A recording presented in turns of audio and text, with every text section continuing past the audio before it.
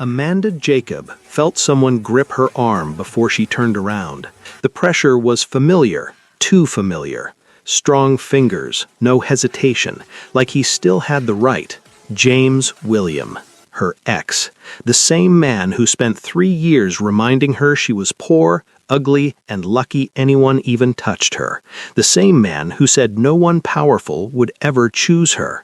The club was loud, lights flashing, people laughing, which meant no one noticed when James leaned in and smirked. "So this is what you became?" he said quietly, still pretending. Amanda didn't fight back. She didn't scream. She just looked at him the way someone looks at a mistake they already survived. James laughed, unaware of one small detail. Someone had been watching the entire time. From the VIP section, a man in a black suit stood up. No anger, no rush, just calm. James didn't know his name, didn't know his face, didn't know that the woman he was humiliating had stopped being unprotected a long time ago. As James tightened his grip, Amanda finally spoke. "You really shouldn't have touched me tonight. Not as a threat, as a fact." And James would soon learn that the most dangerous punishment doesn't come fast. It comes quietly, and it never lets you sleep again. What happened next wasn't loud, violent, or public, but from that night on, James was never alone again. Before the story continues, let me say this. If these stories comfort you, entertain you, or make you feel understood, please subscribe. It's free, but it means everything to this channel. Now, let's continue. Amanda's eyes hadn't changed when James grabbed her. That's what bothered him most, even in that first moment. 3 years ago, those eyes would have filled with tears. Apologies would have stumbled from her lips. She would have shrunk, made herself smaller, whispered that she was sorry for existing in his space. But now she just looked at him like he was furniture, something to step around, something that used to matter and didn't anymore. "You've gained weight," James said, his fingers still digging into the soft flesh of her upper arm. The music thumped around them, bass vibrating through the floor. Strobe lights cut across her face in intervals, blue, red, white, blue, red, white. "Guess nobody's keeping you in check anymore." Amanda didn't flinch. She didn't pull away. She simply stood there, her expression as smooth as glass. If you're watching from another country or state, drop a comment below and let me know where you're tuning in from. And don't forget to hit that like button. Let's get this video to 10,000 likes. James felt his smile falter, just slightly, just enough that he compensated by squeezing harder. "What, you're too good to talk to me now?" he said. "That's funny, real funny, because I remember when you used to beg me to stay, when you used to cry every time I walked out the door." "I remember too," Amanda said. Her voice was quiet, flat, like she was reading ingredients off a cereal box. That unsettled him more than he wanted to admit. "So what's this?" James gestured with his free hand at her outfit. A simple black dress, nothing expensive, but clean, fitted, like someone had helped her pick it out. "You've gained weight," James said, his fingers still digging into the soft flesh of her upper arm. The music thumped around them, bass vibrating through the floor. Strobe lights cut across her face in intervals, blue, red, white, blue, red, white. "Guess nobody's keeping you in check anymore." Amanda didn't flinch. She didn't pull away. She simply stood there, her expression as smooth as glass. Unwoo had been sipping whiskey when he first noticed the disturbance. His table, positioned at the far end of the VIP section with a perfect sightline to the main floor, offered him a view of everything: the dancers, the bar, the entrance, the exits. He'd learned a long time ago that awareness was survival, and survival was his specialty. He'd been half listening to Min Jun discuss shipping routes and container codes, numbers and dates that blurred together in the way business always did after midnight. Unwoo was tired. He had meetings tomorrow, calls to make, problems to solve. But then he saw Amanda's body language change. just a little, just enough that a slight stiffening of her shoulders, a pause in her step as she had been making her way back from the restroom, and then he saw the hand, white, male, gripping her arm with the kind of casual cruelty that spoke of practice. Eunwoo set his glass down with a soft click against the marble table. Minjun stopped talking mid-sentence. Hyung? Minjun's voice carried concern. He'd worked for Eunwoo long enough to recognize that particular quality of stillness, the kind that came right before violence. Wait here, Eunwoo said. He stood, buttoning his suit jacket with precise movements. Muscle memory. His face showed nothing. No anger, no hurry, just the blank, professional calm of a man about to handle a problem. As he walked, 3 of his men stood as well, forming a loose perimeter. They didn't follow him directly. Eunwoo never needed backup for something like this, but they were there, watching, ready. He descended the 3 steps from the VIP platform onto the main floor. The crowd parted without thinking about it. Some recognized him, most just felt the weight of his presence and moved instinctively, the way animals move away from predators. Eunwoo's eyes never left the man touching his wife. "I'm talking to you," James was saying. He shook Amanda's arm slightly, the way you'd shake a stubborn child. "Don't ignore me. You don't get to ignore me. Not after everything I did for you, not after I wasted 3 years trying to make something out of you." Amanda's expression still hadn't changed. That flatness, that absence, it was driving James crazy. "You know what?" James said, his voice rising slightly. "You should be thanking me. If it wasn't for me, you'd still be in that shithole apartment with your loser friends, eating ramen and pretending you had a future. I gave you culture. I gave you a chance to be around quality people, and this is how you repay me?" "I didn't ask for anything from you," Amanda said. "Yeah? Well, you took it anyway, didn't you? You took my time, my money, my patience." "You're right." That stopped him. James blinked. "What?" "You're right," Amanda repeated. "I took your time. I'm sorry for that. It must have been exhausting pretending to care about someone you hated." The apology should have satisfied him, should have felt like victory, but it didn't. Because Amanda wasn't sorry. Her voice had that same flat quality, like she was simply stating facts, like she was narrating someone else's life. "You know what your problem is?" James said, pivoting. "You never appreciated what you had. You were so busy feeling sorry for yourself that you couldn't see I was the best thing that ever happened to you. And now look at you, alone, overweight, probably still broke. Not alone," Amanda said. "What?" "I said I'm not alone." James laughed. "Right, sure. Who'd want you now, after me? You think someone's gonna look at you and see anything worth—" "Let go of her arm."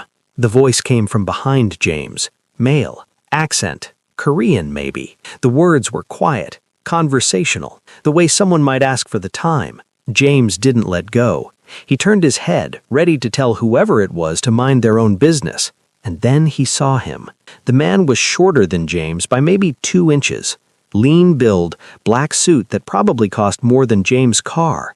Dark hair styled back, and eyes that looked at James the way a scientist looks at bacteria under a microscope, with clinical interest and 0 empathy. "I said, let go of her arm," the man repeated. Same quiet tone, same lack of inflection. James felt his grip tighten reflexively. "And who the hell are you?" "Her husband." The word hung in the air like smoke. Husband? James's brain stumbled over it, trying to make it make sense. Husband? Amanda? The same Amanda who couldn't afford to split dinner checks. The same Amanda who wore thrift store clothes and took the bus everywhere. This man, in his $1,000 suit, with his perfect posture and the kind of watch that cost more than most people's annual salary, was married to her? Bullshit, James said, but his voice had less conviction than he wanted. The man didn't respond to that. He simply looked at James's hand, still gripping Amanda's arm. Then he looked at James's face, and James felt something cold slide down his spine. It wasn't fear, not exactly. It was more like recognition, the way prey recognizes a predator, the way your body knows to freeze when it senses danger even before your brain catches up. You have 5 seconds to remove your hand. After that, I remove it for you. Unwoo, Amanda said quietly. It's fine. It's not fine. Unwoo's eyes hadn't left James. 5. James laughed. It sounded forced even to his own ears. You threatening me? Do you know who I am? My father owns half the properties in 4. And I have lawyers who will bury you if you even think about doing 3. So maybe you should think real carefully about what you're doing here, because I don't know what kind of story she told you, but 2. James's hand released Amanda's arm. He told himself it was because he chose to, because he was being the bigger man, because violence in a public place was beneath him. But his hand released because Unwoo had tilted his head just slightly, and his body had moved before his brain could stop it. Amanda rubbed her arm where James had been gripping it. The skin was red. Fingerprint marks were already forming. Unwoo saw them. His expression didn't change, but something in the air shifted, like the temperature dropped 10 degrees. Are you hurt? Unwoo asked Amanda. His voice had softened fractionally. Still quiet, still controlled, but different when speaking to her. I'm fine. Show me. Amanda held out her arm. The marks were visible even in the club's dim, flashing lights. Unwoo looked at them for a long moment. Then he looked at James. What's your name? James William. And I don't know who you think you are, but you don't want to mess with me. My family has connections, real connections, not whatever fake tough guy act you're pulling right now.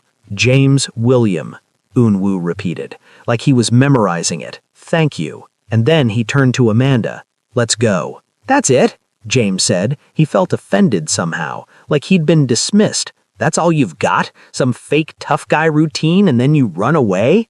Unwoo paused. He didn't turn around. Amanda, wait by the car. Unwoo, please. Amanda hesitated. Then she walked away, moving through the crowd toward the exit. People stepped aside for her, though she didn't seem to notice that. She'd stopped noticing things like that months ago. Once she was gone, Unwoo turned back to James. The smile was gone. Whatever mask of civility he had been wearing was gone. What remained was something that made James take an involuntary step backward. You hurt my wife, Unwoo said. His voice was still quiet, still controlled, but different when speaking to her. We were just talking. You hurt my wife, Unwoo repeated. In front of me, in front of my men, in front of witnesses. James felt his mouth grow dry. The club suddenly felt smaller, hotter. Look, I don't know what she told you, but Amanda and I have history, okay? We used to date. This is just a misunderstanding between two people who... I know who you are, Unwoo said. I know what you did to her. I know every word you said. Every time you made her feel small. Every time you reminded her that she was poor, that she was ugly, that she should be grateful anyone would touch her. James felt his heartbeat pick up. She told you? She didn't have to, Unwoo said, taking one step forward, just one, but James felt trapped. Men like you leave patterns, scars. I recognized them the day I met her. I never hit her, James said quickly. If that's what she's saying, she's lying. I never. There are many ways to hurt someone, Unwoo said. You knew all of them. The music around them continued. People danced, laughed, drank, lived their lives completely unaware that in this small pocket of space, something fundamental was shifting. I'm going to leave now, James said. He tried to make it sound confident, in control. And if you know what's good for you, you will not see me coming, Unwoo said. You will not hear me. You will not know when or where or how, but you will feel it every day, every night. Every moment you think you're safe. Are you threatening me? James's voice cracked slightly. No. Unwoo's expression remained perfectly flat. Threats are warnings. I don't give warnings. He turned and walked away. James stood there, his heart hammering, telling himself that the man was just talking, just trying to scare him, just compensating for whatever sad little life he actually had. But as Unwoo disappeared into the crowd, James noticed something. The man's 3 associates, who'd been standing nearby the whole time, hadn't moved. They were still watching James, and they were all holding their phones, recording every word, every expression, every threat James had made. When they finally lowered their phones and walked away, James felt his hands start to shake. Amanda sat in the passenger seat of Eun-woo's Mercedes, her arm still tingling where James had grabbed her. Not from pain, from memory. She'd spent 3 years being grabbed like that, pulled, pushed, handled like property that didn't quite meet expectations. And she'd spent the last year learning what it felt like to be touched gently, carefully, like something valuable. "I didn't have to do that," Amanda said quietly. Eun-woo's hands were steady on the wheel. "Yes, I did. He's not worth it. You are." Amanda looked at her husband's profile in the passing streetlights. He looked calm, controlled, the same way he always looked, but she'd learned to read the small signs, the slight tension in his jaw, the way his thumb tapped once, just once, against the steering wheel. He was angry, not at her, for her. "I stopped caring what he thinks a long time ago," Amanda said. "I know." "Then why?" "Because he hurt you." Eun-woo's voice remained quiet, but something sharp edged beneath it. "In my presence, in front of my people, that cannot stand. Your reputation, your safety." Amanda went quiet. She looked out the window at the city passing by. Lights, buildings, people living lives that didn't intersect with hers anymore. Sometimes she still couldn't believe this was real, that she'd gone from crying herself to sleep in a studio apartment, wondering how she'd make rent, to sitting in a car that cost more than her childhood home, that she'd gone from James, who made her feel like an obligation, to Eun-woo, who made her feel like a choice. "He'll retaliate," Amanda said. "James doesn't let things go. His ego won't let him. I'm counting on it." Something in his tone made Amanda turn to him fully. Eun-woo's expression hadn't changed, but there was something in his eyes now, something patient, expectant, like he was waiting for James to make a mistake. "What are you going to do?" Amanda asked. "Nothing." "Eun-woo, I'm going to do nothing," Eun-woo repeated, "until he makes it necessary." They drove in silence for a while. Then Eun-woo reached over and took Amanda's hand, gently. His thumb traced over the red marks on her arm. "These will fade, I know, but I will remember them." Amanda squeezed his hand. "I married you because you make me feel safe, not because you need me to fight my battles." "I know." Eun-woo glanced at her briefly, then back at the road. "But sometimes the best way to keep you safe is to make certain people understand what happens when they forget who you belong to." "I don't belong to anyone." Poor choice of words. Eun-woo's small smile touched his lips. "You chose me, and I chose you, and anyone who hurts you is choosing to become my problem. He's not worth becoming your problem. Let me decide that." They pulled into the underground garage of their building. Luxury apartments, security, the kind of place Amanda used to clean for minimum wage. Now she lived here. The elevator ride up was silent, comfortable. Eun-woo's hand stayed in hers. When they reached their floor and entered the apartment, Amanda went straight to the bedroom to change. She could still feel the ghost of James's grip, the way he'd looked at her like something disgusting that had wandered into his line of sight. She'd survived 3 years of that look. She'd survived remembering that she wasn't what he wanted, that she'd never be thin enough, pretty enough, rich enough, white enough to deserve basic dignity. She'd survived, and she'd found someone who looked at her the way Eun-woo did, like she was the only woman in the world, like her size, her skin, her background. None of it mattered except that she was her. Amanda changed into sleep clothes and climbed into bed. Eun-woo joined her a few minutes later. He wrapped an arm around her waist, pulled her close, and pressed his lips to her shoulder. "Sleep," he said quietly. "I'll handle everything." "That's what I'm afraid of." But she fell asleep anyway, because for the first time in her life, someone else was carrying the weight, and that someone was very good at making problems disappear. James woke up the next morning with a headache and a lingering sense of unease. He'd gone back to the bar after that weird confrontation with Amanda's supposed husband. If that was even real, James still had doubts. He'd drunk too much, flirted with a girl who seemed interested until she saw his credit card decline. Embarrassing. He'd switched cards and pretended it was a fraud alert, but the girl had already lost interest. Now, standing in his kitchen making coffee, James tried to shake off the weird feeling from last night. That man, Unwoo, Amanda had called him, had been trying to intimidate him, scare him, make him feel small. But James had grown up around powerful people, real powerful people, politicians, business owners, people who actually mattered. Some random guy in a suit wasn't going to make him lose sleep. James poured his coffee and walked to his front door to grab the newspaper. He still got physical papers delivered because his father insisted it was what professional people did. He opened the door and stopped. On his doorstep sat a plain black envelope. No address, no stamp, no markings. Just black paper with sharp, clean edges. James looked left and right down his apartment hallway. Empty. The building was quiet at 7 a.m. Most residents were still asleep or already gone to work. He picked up the envelope. It was heavier than he expected.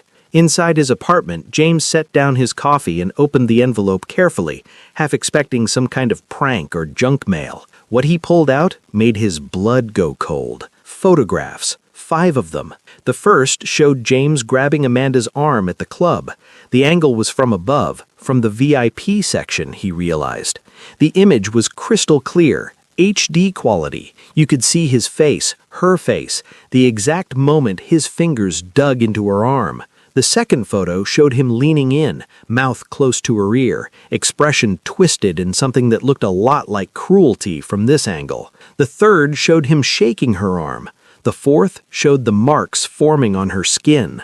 The fifth showed Unwoo standing behind him, perfectly still, perfectly calm, watching. And beneath the photos, a small white card. On it, written in precise black ink, was a single Korean word, Bogo Ita. James didn't know Korean. He grabbed his phone and opened a translation app with shaking hands. He typed the characters carefully. The translation appeared, watching. James dropped the phone. It clattered against the hardwood floor. His heart was hammering now, actually hammering. He could feel it in his throat. This was just intimidation, scare tactics, rich people playing games. He'd been to law school for a year before dropping out. He knew about harassment, about stalking laws, about what you could and couldn't do. James grabbed his phone and scrolled through his contacts until he found the number for that private investigator his father had used once during a business dispute. 3 rings. Wade Investigations? Yeah, hi, this is James William. I need you to look into someone for me. I need to know who he is, what he does, everything. His name is Unwoo, Korean guy, maybe 5'10", black suit, could be involved in some kind of intimidation scheme. Silence on the other end. Hello? James said. What's the last name? The investigator's voice had changed, gotten careful. I don't know, just Unwoo. He claims to be married to a woman named Amanda Jacob. More silence. Sir, I'm going to recommend you drop this. Whatever situation you've gotten into, I'd suggest you remove yourself from it immediately. What? Why? I'm not licensed to explain that.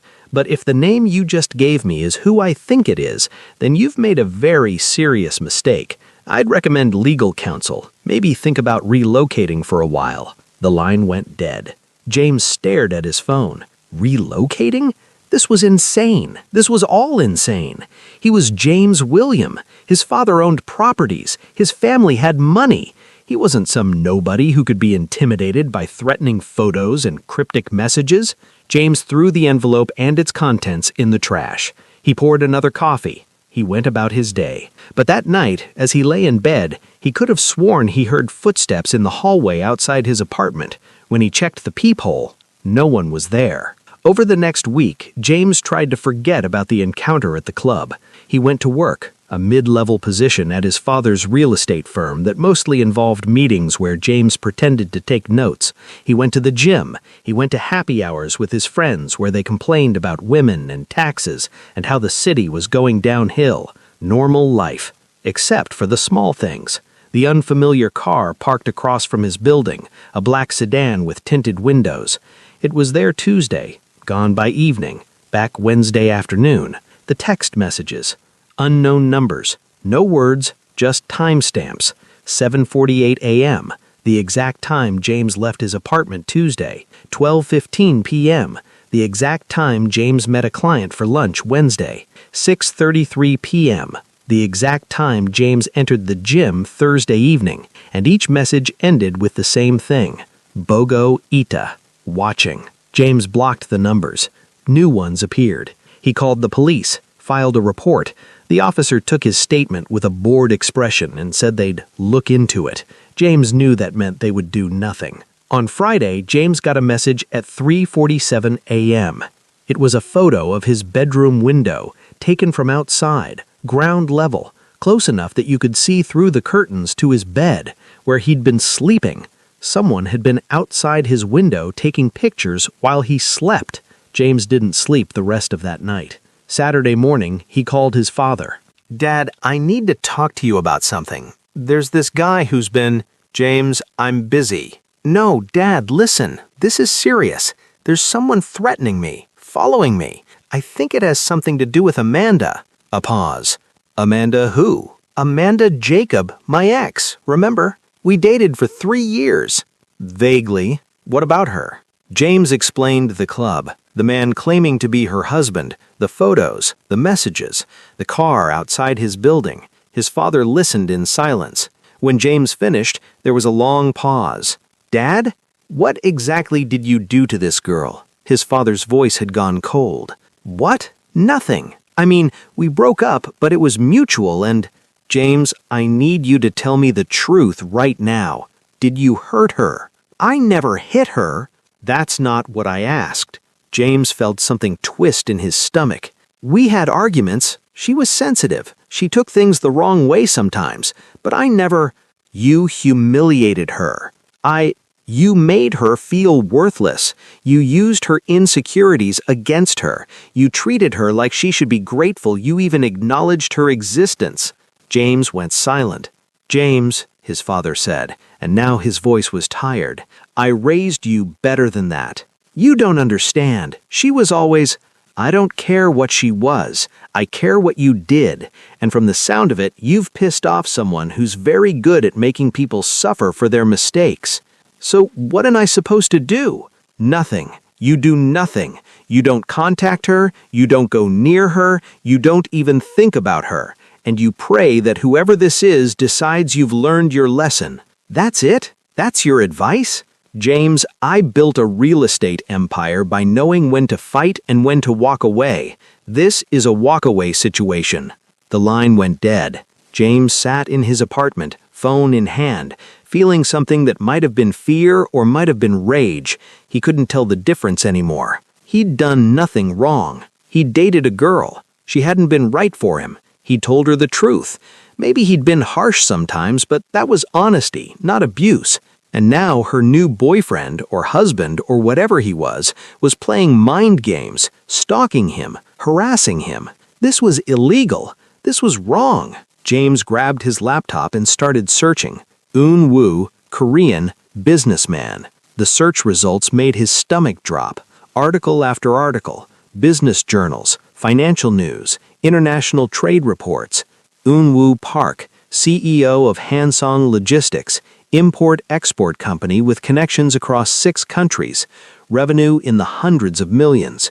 And below the surface, in forums and Reddit threads and whispered discussions, other words appeared. Connected. Dangerous. Don't cross him. One forum post from a Korean business professional. If you're doing business in Seoul and someone mentions Hansong, you smile, nod, and agree to whatever they're offering. You don't ask questions. You don't negotiate. You just say yes and count yourself lucky you got out of the meeting alive. Another post. My uncle worked for a competitor. They tried to undercut Hansong on a shipping contract. 3 months later, the competitor's warehouse burned down. No evidence, no arrests, but everyone knew. James felt his hands start shaking again. This was insane. This was some internet conspiracy theory nonsense. People exaggerating, making up stories.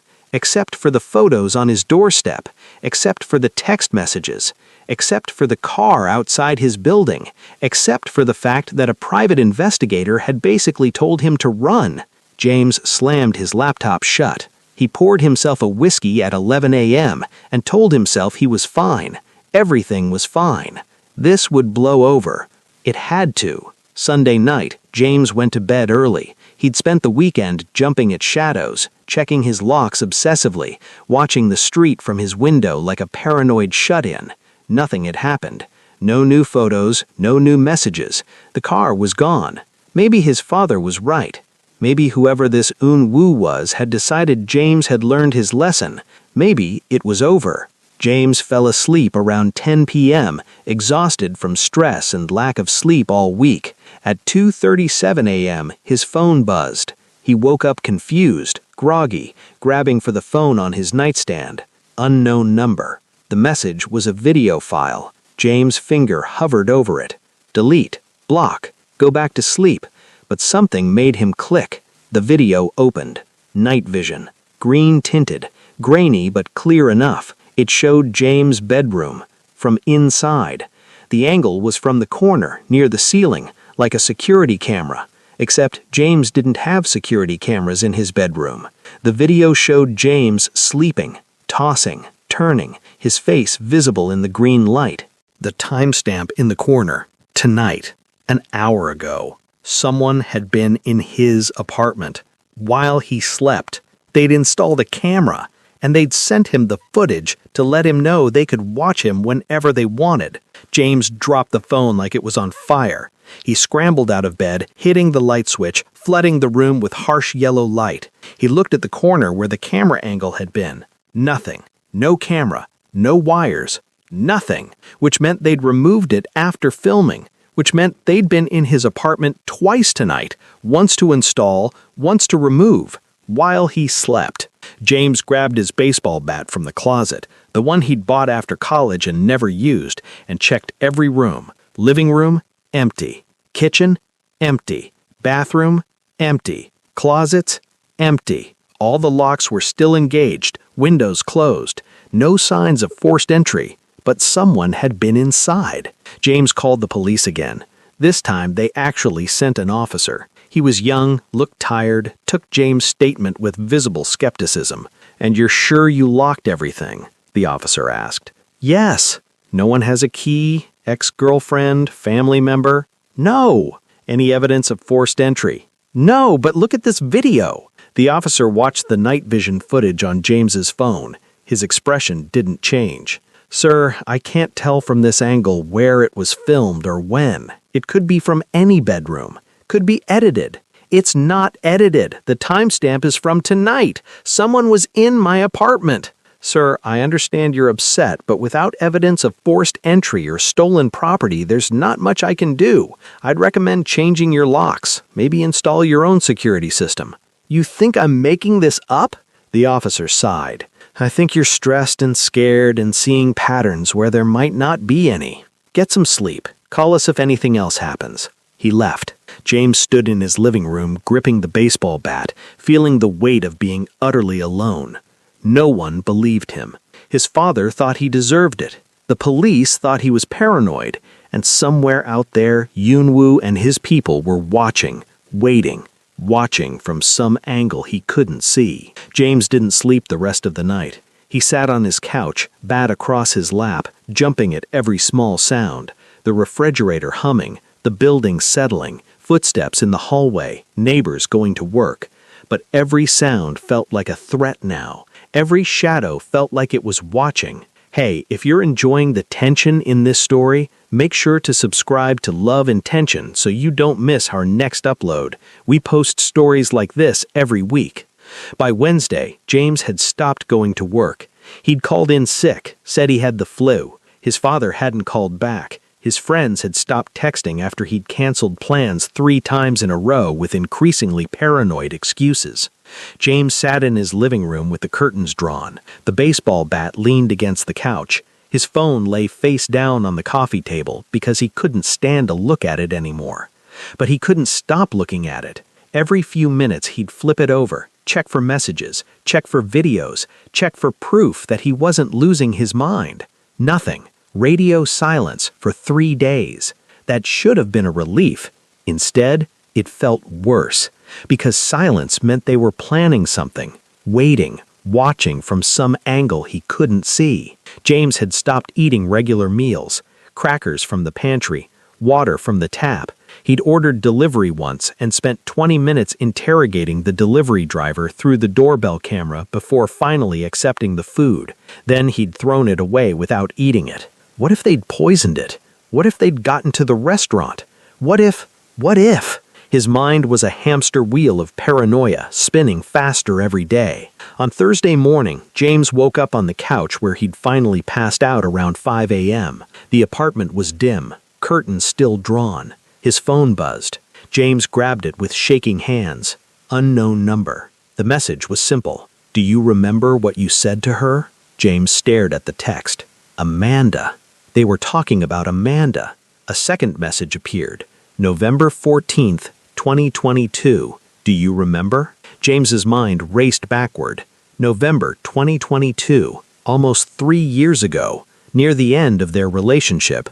What had he said to Amanda? He'd said a lot of things to Amanda over 3 years. Criticisms, corrections, honest observations about her weight, her clothes, her friends, her prospects. He'd been trying to help her improve. A third message. You're lucky I even touch you. James felt his stomach twist. He remembered that fight.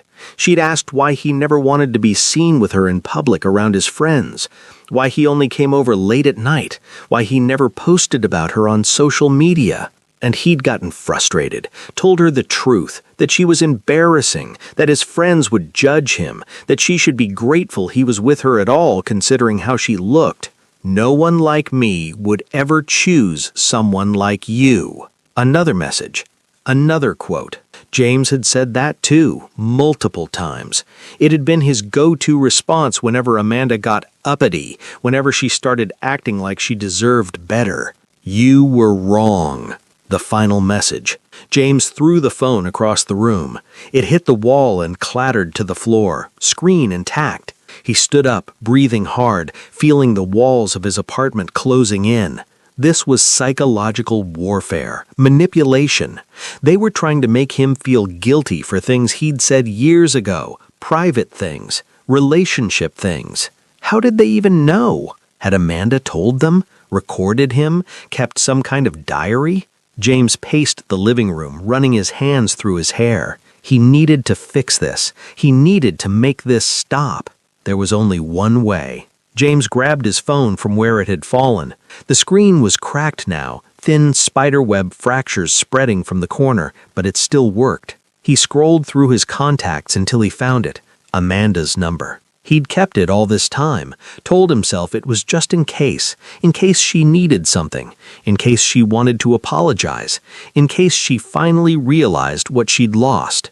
James hit call before he could talk himself out of it. It rang once, twice, 3 times. Then a voice answered. Male, calm, expected. James William. Not Amanda. Wu. James's courage faltered, but he pushed through. I want to talk to Amanda. No. This is between me and her. You don't get to... You lost the right to speak to my wife when you put your hands on her. I didn't... James stopped. Started over. Look, I just want to apologize. I want to make this right. Whatever I said or did that upset her, I'm sorry, okay? I'm sorry. Just call off your dogs and we can all move on. Silence on the other end. Then Wu spoke, and his voice was soft, patient, like he was explaining something to a child. You think this is about making her upset, isn't it? James, Wu said, and hearing his first name from this man's mouth made James's skin crawl. This is about teaching you something you never learned, consequences. I said I'm sorry. You're sorry you're being watched. You're sorry you're scared. You're not sorry for what you did. What do you want from me? I want you to understand what it feels like to be watched constantly, to feel unsafe in your own home, to wonder when the next blow will come from where. That's what you did to her for 3 years, made her feel small, watched, controlled, never good enough, never safe. James felt tears prick his eyes. From rage or fear, he couldn't tell. She could have left any time. I never forced her to stay. You made her believe no one else would want her. That's a different kind of force. This is insane. You're insane. I'm going to the police. I'm going to report all of this. The stalking, the harassment, the threats. You think because you have money you can... Go ahead, Unwoo said calmly. Report it. Show them the photos, the messages, the videos. Do you know what they'll find? James went quiet. Nothing. No evidence of who sent them, no evidence of illegal entry, no threats made, just uncomfortable truths and the feeling of being watched, which, as the police have already told you, isn't enough for criminal charges. How did you... I know because I know everything about you now, James. Where you work, where you eat, where you buy your coffee. I know you're 3 months behind on your car payment. I know your father is disappointed in you. I know your last girlfriend broke up with you because you called her fat. James felt his legs weaken. He sat down hard on the couch. I know you, Unwoo continued, because I made it my business to know you, the same way you made it your business to control every aspect of Amanda's life when she was with you. The difference is, I'm much better at it than you ever were. Please, James whispered, please just stop. I'll do anything. I won't contact her again. I won't even think about her. Just stop. I will stop when I decide you've learned, not when you're scared, when you've fundamentally changed, when you look in the mirror and feel shame for who you were. That's when this ends. How will you even know if I've changed? I'll know. The line went dead. James sat in the silence of his apartment, phone pressed to his ear even though no one was there anymore. He'd made it worse. Calling had been a mistake. Everything was a mistake. Friday came and went. Saturday. Sunday. No messages, no photos, no videos, just silence. The car was gone from outside James's building. The random texts had stopped. Even the sense of being watched had faded. James wanted to feel relieved. Instead, he felt like a mouse waiting for the trap to spring. He'd started drinking more, whiskey at lunch, vodka at dinner, whatever helped him sleep at night, which wasn't much. His apartment had become a prison, curtains always drawn, doors triple locked. He'd installed his own security cameras, cheap ones from Amazon that probably wouldn't catch a professional, but made him feel slightly less exposed. His father had called once. James hadn't answered. Work had called twice. James had texted back that he had pneumonia. They'd told him to get a doctor's note. He'd said he would. He wouldn't. On Monday morning, James woke up to find something new. Not on his doorstep this time. Inside his apartment, on his coffee table, a plain white envelope. James stared at it from the couch where he'd fallen asleep. He hadn't heard anyone enter, hadn't heard anything at all. But there it was, sitting in the center of his coffee table like it had always been there. James approached it slowly with bat in hand, even though he knew how useless that was. He opened the envelope with shaking fingers. Inside was a single piece of paper, a list, written in the same precise handwriting as before. Times you told her she was lucky you stayed. 47. Times you canceled plans with her to be with friends. 31. Times you commented on her weight. 89. Times you told her no one else would want her. 23. Times you made her pay when you forgot your wallet. 18. Times you left her waiting for hours without calling. 37. Times you told her she was overreacting. 102. Times you made her apologize for your anger. 64. At the bottom of the list, in red ink, times you said, I love you. 0. James dropped the paper. His hands were shaking so badly he couldn't pick it back up. That list, those numbers, were real, or close enough to real that it didn't matter if they were exact. He had done those things. All of them. He'd told himself it was honesty, communication, helping her improve. But seeing it written down like this, tallied up like accounting entries, it looked different.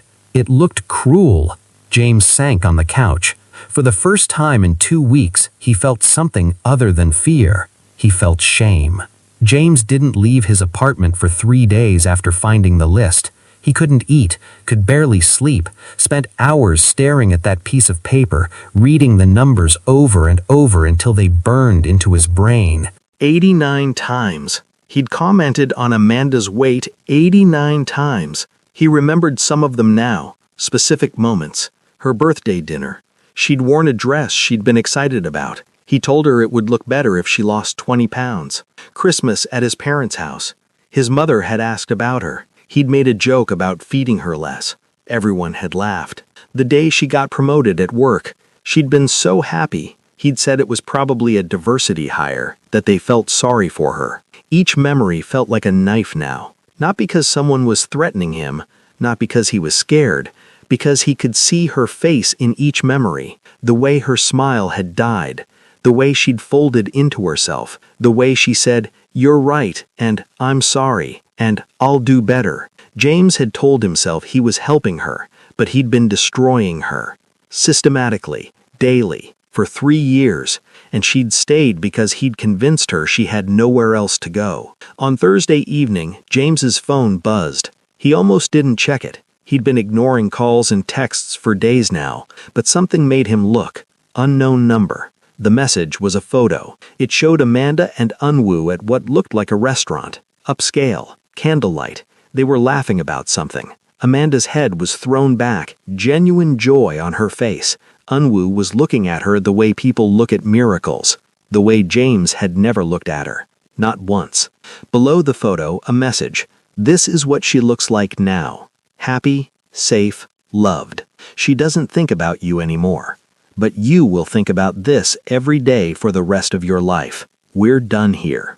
James stared at the photo for a long time. Amanda looked beautiful. Genuinely, radiantly beautiful. Not because she'd lost weight. She hadn't. Not because she was wearing expensive clothes, though those helped, but because she looked free. The tension that had lived in her shoulders for 3 years was gone. The careful way she used to hold herself like she was trying to take up less space was gone. She looked like a person who knew she was valued. James set down his phone. He walked to his bedroom and looked at himself in the mirror. The man looking back was a stranger. Unwashed hair, hollow eyes. The face of someone who'd been punished not by violence, but by being forced to see himself clearly. James understood now what Unwoo had been doing. Not destroying him, not hurting him, not even scaring him really, just holding up a mirror and making sure James couldn't look away. This is what you did. This is who you were. This is what it feels like to be powerless. And the worst part, the part that made James sink to the floor with his back against the wall, was that Unwoo had been right. James hadn't changed because he was sorry. He'd changed because he was scared. And somewhere in Seoul or Los Angeles or wherever men like Unwoo operated from, they knew it. They'd always know it. And James would spend the rest of his life wondering if they were still watching. Weeks passed. Then months. No more messages, no more photos, no more videos. James eventually went back to work. His father had pulled strings to keep his position, though the conversation they'd had about it made James wish he'd just been fired. His apartment remained a fortress. Triple locks, security cameras, curtains that stayed permanently drawn even though he knew it didn't matter. If they wanted in, they'd get in. But they didn't want in anymore, because they'd already done what they set out to do. James saw Amanda once more, months later. He'd been driving through downtown, stopped at a red light, and there she was, crossing the street with her husband. Unwoo had his hand on the small of her back, protective, gentle. They were talking about something mundane, groceries maybe, or weekend plans, and Amanda was smiling, that same free smile from the photo. James had ducked his head, praying they wouldn't see him. The light turned green. He drove away. That night, James waited for a message, a photo, some proof that they'd seen him, that the punishment would start again. Nothing came, because James finally understood. They didn't need to watch him anymore. He was watching himself now. Every time he thought about starting to date again, he remembered the list, the numbers, the cruelty wrapped up in honesty. Every time he looked in the mirror, he saw someone who'd spent 3 years systematically destroying another person's self-worth because it made him feel powerful. Every time he lay down to sleep, he wondered if tonight would be the night they came back, if he'd wake to find another envelope, another message, another reminder. But they never came.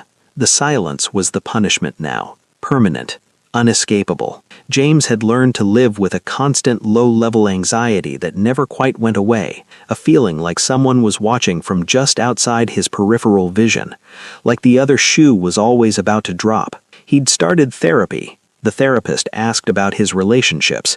James had tried to explain about Amanda without explaining the aftermath. It hadn't worked. He'd stopped going. Some of his friends had noticed the change, asked if he was okay. James would smile and say he was fine, just stressed, just tired. They'd eventually stopped asking. His father had asked once, pointedly, if that situation had been resolved. James had said yes. It was both truth and lie. The active surveillance had stopped, but the fear hadn't. The shame hadn't. The constant awareness that somewhere out there, a man with resources and connections and patience had decided James' punishment wasn't violence, it was memory, living with what he'd done, living with the knowledge that someone knew, someone had documented it, someone could, at any moment, decide he hadn't learned enough. And the worst part was, James knew he deserved it. Every sleepless night, every paranoid glance over his shoulder, every moment of wondering if that car was following him, or if that stranger was watching him, or if tonight would be the night they decided he needed another lesson. He deserved all of it, because for 3 years he'd made Amanda feel exactly this way. Watched, judged, never safe, never good enough. The only difference was she'd escaped, and James never would. Amanda stood at the window of their penthouse, looking out over the city lights. Seoul was beautiful at night. All those buildings lit up like stars brought down to earth. Eun-woo's arms wrapped around her waist from behind. She leaned back into him, comfortable, safe. "What are you thinking?" he asked quietly. "Nothing important." Liar. Amanda smiled. She turned in his arms to face him. "I saw him today. James. He was at the grocery store near my old neighborhood." Eun-woo's expression didn't change. "Did he see you?" "No, he was at the pharmacy counter. Looked like he was picking up sleeping pills or anxiety medication." She paused. "He looked tired, scared." "Good." "Eun-woo, good," he repeated, gentler this time. "He should be scared. He should remember what he did every single day." "Is it ever going to end?" Amanda asked. "The watching? We stopped months ago." "I know, but does he know that?" Eun-woo smiled. It wasn't a kind smile. "No, and he never will. That's the point." Amanda studied her husband's face. She'd learned to read him over the past year, the way his jaw tensed when he was angry, the way his eyes softened when he looked at her, the way he became someone different, someone colder when dealing with threats. She'd married a dangerous man, but he'd never been dangerous to her. "Do you think he's changed?" Amanda asked. "I think he's scared. Whether that's the same as changed, I don't care. As long as he never touches you again. As long as he wakes up every day remembering what happens when someone hurts what's mine." "Yours?" Amanda raised an eyebrow. "Ours," Eun-woo corrected with a small smile. "We're each other's." Amanda kissed him. Soft, sweet, the kind of kiss that still made her marvel that this was real, that someone looked at her the way Eun-woo did, like she was the answer to a question he'd been asking his whole life. "I don't think about him anymore, James. I used to think I'd always carry that weight, what he said, how he made me feel. But I don't. That's because you're stronger than he ever gave you credit for. Or because I have you. Both can be true." They stood like that for a while, wrapped in each other, looking out at the city. Somewhere out there, James William was probably lying awake, checking his locks, watching his cameras, jumping at shadows, living in a prison of his own making, and Amanda felt nothing about that. Not satisfaction, not guilt, not pity, nothing, because he'd stopped mattering the moment she realized she was worth more than his opinion of her. The rest, the watching, the fear, the paranoia, that was just Eun-woo making sure James never forgot what he'd done. A permanent reminder that some people will protect what they love with a patience and precision that's more terrifying than any violence. "Come to bed," Unwoo murmured against her hair. She let him lead her away from the window, away from thoughts of the past, away from the ghost of a man who'd tried to make her small. Behind them, the city glittered, and somewhere in that city, James William was probably lying awake, checking his locks, watching his cameras, jumping at shadows, living in a prison of his own making. The silence stretched on, permanent, patient, watching, always watching, even when there was no one there. The end.